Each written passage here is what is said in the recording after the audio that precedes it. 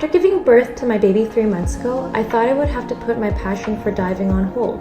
But instead, I could never imagine that I would be diving regularly in the most extreme way possible. The moment I am under the ice, my mind is focused on beautiful ice formations, and the worries of taking care of my baby just melt away. After I surface though, I feel refreshed and energized, and I am ready to get warm and dry so that I can run to my baby and embrace her by attending to her needs.